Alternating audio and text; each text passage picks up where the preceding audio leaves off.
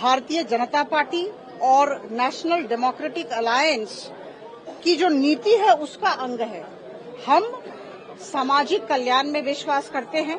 हम समाज के हरेक वर्ग के लोगों के सुदृढ़ीकरण में विश्वास करते हैं। हरेक वर्ग सशक्त हो, हरेक वर्ग सुदृढ़ हो।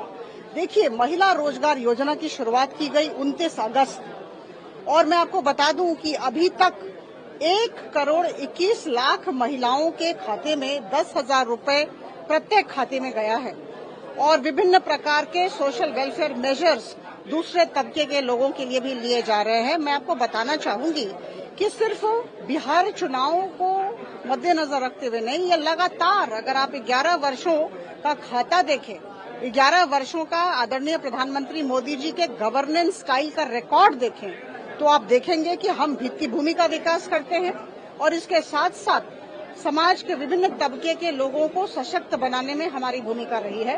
तो मुझे लगता है कि बिहार के लोग इस बात को समझते हैं और बड़ी बात यह है कि बिहार में कहीं भी एंटी इनकम्बेंसी नहीं है।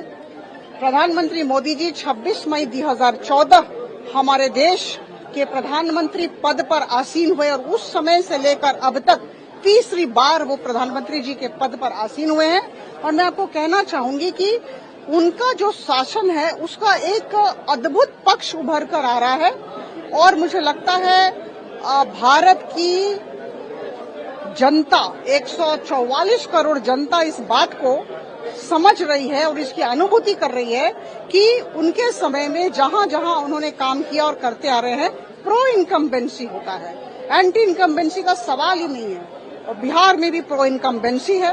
और देखिए, हम सब मिलकर आदरणीय नीतीश कुमार जी जो बहुत ही अभिज्ञ व्यक्ति हैं, लगातार मुख्यमंत्री रहे हैं, उनको चेहरा बनाकर हम आगे बढ़ते जा रहे हैं। डेवलपमेंट हमारा एकमात्र एजेंडा है।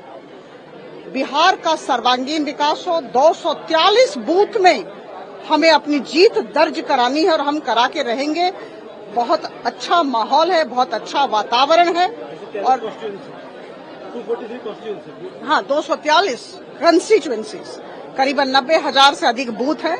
243 कंस्टिट्यूएंसीज में आपको बता दूं 7,42,00,000 वोटर्स हैं, जिसमें 50% से कुछ कम महिलाएं हैं। महिलाएं बहुत महत्वपूर्ण होती हैं। महिलाएं बहुत, अगर महिला का सशक्तिकरण न हो, देखिए उन्हें दो चीजों की आदि आबादी है, दो चीजों की आवश्यकता है। एक तो मर्यादा रक्षा और आर्थिक सशक्तिकरण। इन दोनों दिशाओं में महिलाओं को हर तरह का सपोर्ट आदरणीय प्रधानमंत्री जी की सरकार की तरफ से दिया जा रहा है। तो मैं यही कहना चाहूंगी कि बिहार में बहुत ही सकारात्मक माहौल है। आदरणीय प्रधानमंत्री जी नीतीश कुमार जी के पक्ष में माहौल है। राहुल गांधी और तेजस्वी यादव घूम रहे हैं। देखिए, उनकी सार्थकता का सवाल है। पहले तो ये पूछें कि मुख्यमंत्री कौन बनने वाला है, ये तो बताएं चेहरा कौन है। और मुझे नहीं लगता है कि इनके किसी भी प्रचार प्रसार का किसी भी तरह का सकारात्मक प्रभाव लोगों पर पड़ रहा है। नहीं, देखिए, मैं बहुत स्पष्टता के साथ कर दूं, जून 24, 2025 SIR की प्रक्रिया को इलेक्शन कमीशन की तरफ से शुरू किया गया। इलेक्शन कमीशन, चुनाव आयोग हो या फिर सर्वोच्च न्यायालय हो या फिर संसद हो, ये सब संवैधानिक संस्थाएं हैं, बहुत महत्वपूर्ण संस्थाएं हैं।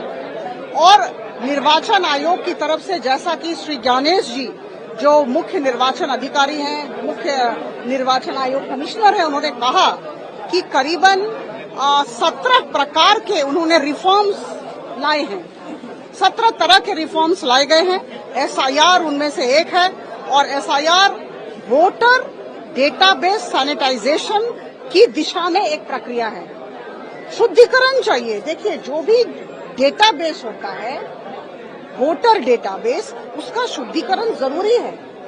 बहुत सारे लोग हैं जो माइग्रेट कर जाते हैं लेकिन उनका नाम रह जाता है।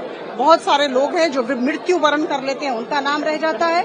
तो कहीं न कहीं ऐसा लगता है कि इन लोगों को फेक वोटिंग न करें, इससे बचाना है हमारी प्रक्रिया को, हमारे प्रोसेस को।